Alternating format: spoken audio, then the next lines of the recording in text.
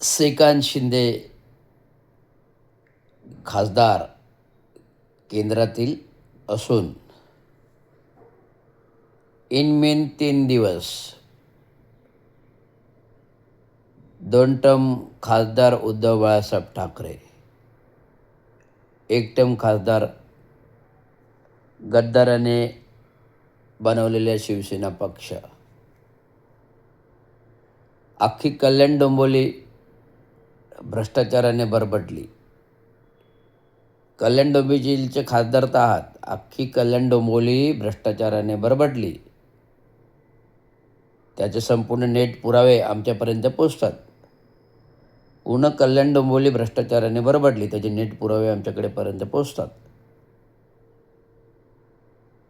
कल्याण डोंबिवली खासदार की क्षेत्र अपुरं पडतो काय म्हणून ठाणे जिल्ह्यामध्ये पण खासदारकी येऊन महानगरपालिकेवरती कल्याण डोंबिवलीमधील क्षेत्र अपुरं पडतं म्हणून ठाणे महानगरपालिका क्षेत्रामध्ये पण खासदारकी म्हणून आयुक्तांना वेगळे भ्रष्टाचार करण्याचे प्रकल्प सुचवितात. आता ठाणे महानगरपालिकेकडे 4 माळ्याचे महानगरपालिका चंदनवाडी 5 पकडी मुख्यालय भवन आहे, जे 1990मध्ये स्थित झालं. 90, 2000, 2010, 2020, 35-36 वर्ष झालं. नवीन ठाणे महानगरपालिका बांधून मुख्य कार्यालय 35 वर्ष झाली. या 35 वर्षाच्या मुख्य कार्यालयामध्ये मध्यवर्ती ठिकाणी 5 पकडी चंदनवाडी येथे असते आणि प्रशस्त जागा आहे. आणि हे महानगरपालिका भवन कुठल्याही बाबतीत अपुरे पडत नाही. आणि 4ही माळ्यावर पाहता विविध नागरिक कामासाठी जाते. या कार्यालयामध्ये दालनामध्ये कुठलाही अधिकारी सापडत नाही. आणि महाराष्ट्र शासन विस्तृतीकरण केल्यामुळे प्रभाग समिती या गेल्या 15-20 वर्षापासून प्रभाग समिती अस्तित्वात आल्या. आणि या प्रभाग समिती अस्तित्वात आल्यामुळे शासन धोरण, नगरविकास धोरण विकेंद्रीकरण झाल्यामुळे शासन धोरण, नगरविकास धोरण याच्यामध्ये महानगरपालिकांचं विकेंद्रीकरण झाल्यामुळे, पॉवर डेलिगेशन झाल्यामुळे प्रत्येक प्रभागनिहाय प्रभाग समित्या स्थित झाल्या. आणि या प्रभाग समित्या स्थित झाल्यामुळे प्रत्येकाचे प्रभाग समितीचे कार्यालय स्वतंत्र दिलेले आहेत त्या विभागापुरते. आणि मुख्य महानगरपालिका एक भवन आहे जिथे आयुक्त बसतात.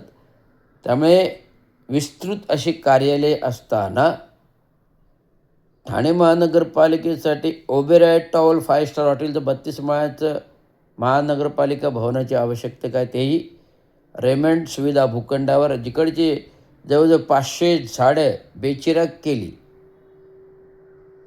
8 एकरच्या भूखंडावरील 500 झाडं ट्रान्सप्लांट केली आणि 1.5 एकरच्या जागेवर महानगरपालिका भवनचं मुख्य कार्यालय 32 माळ्याचं चालू आहे. ज्या 4 माळ्यामध्ये कोणी अधिकारी सापडत नाही, तर 32 माळ्यामध्ये अधिकाऱ्यांना कसं शोधायचं हा मोठा प्रश्न आहे, मला आत्ताच उभा राहिलेला आहे.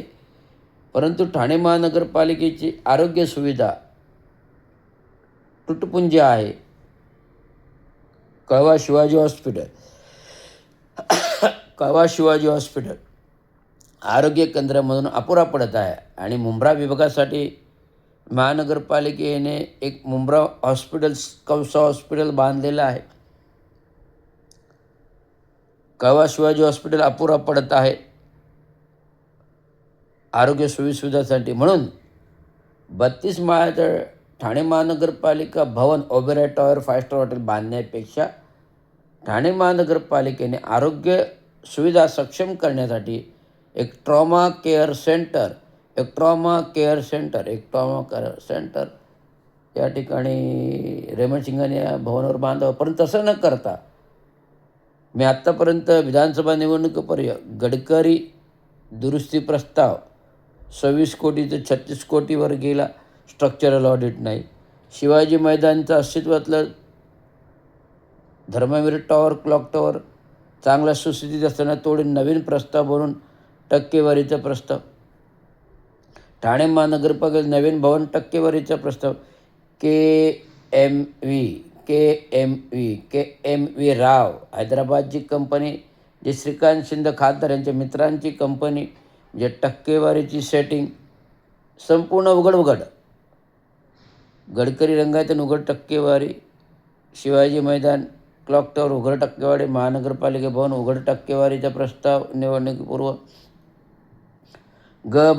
गंगूबाई संभाजी शिंदे हॉस्पिटल्स बांधताना शासन निधीचा अपहार. शासन निधीचा आर्थिक लाभ घेतला तर निवडणुकीमध्ये 147 विधानसभा क्षेत्रामध्ये मी उमेदवार होतो. रवींद्र चांगो शिंदे त्याने तो लाभार्थी म्हणून लाभ मुख्यमंत्र्यांनी माझी असताना तर दाखवले नाही. त्यामुळे त्यांची आमदारकी रद्द होते. मुख्यमंत्रीपदाचे मुख्यमंत्रीपद देतात. जेव्हा ते मुख्यमंत्री झाले तेव्हा खारघरमध्ये चेंगराचेंगरी, लोक मेली, सदोष मनुष्यवधाचा गुन्हा दाखल होतो. आत्ताच परवा मुलुंडमध्ये अपघात झाला, सदोष मनुष्यवधाचा गुन्हा दाखल होतो. बलात्कारमधील अन्याय अत्याचार जो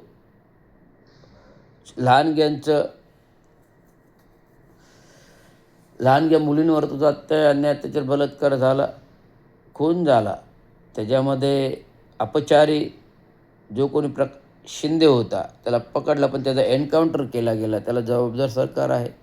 आता लोक अधिकार कायदा, लोकायुक्त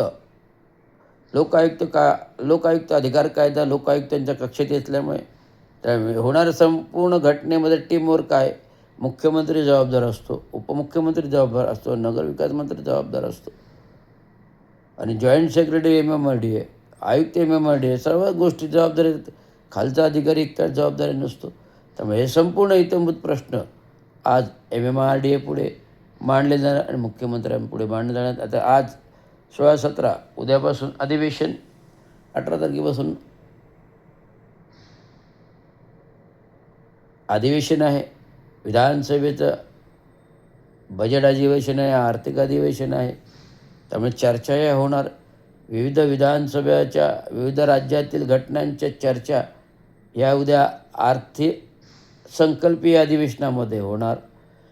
विविध राज्यातील घटनांचा अर्थसंकल्पीय अधिवेशनामध्ये हे मुद्दे मांडले जाणार, लक्षवेधी असतील, काही मांडले. त्यामुळे हे सांगताना मी श्रीकांत शिंदेंना माझं आव्हान आहे, आपण पूर्ण भ्रष्टाचार म्हणून बदनाम आहात आणि गणेश नाईकांसारख्या अनुभवी राजकारणी जो पूर्ण बेलापूर पट्टा आशिया खंडातले सगळ्यात मोठा मतदारसंघ अबाधित ठेवणं आणि शिवसेनेच्या मुळापासून शिवसेनेच्या वाढीस काम करून नवी मुंबई घडवलं, असं महान व्यक्तीवरती कालच्या शेंबड्या पोरानं बोलावं हे मला तरी योग्य वाटत नाही.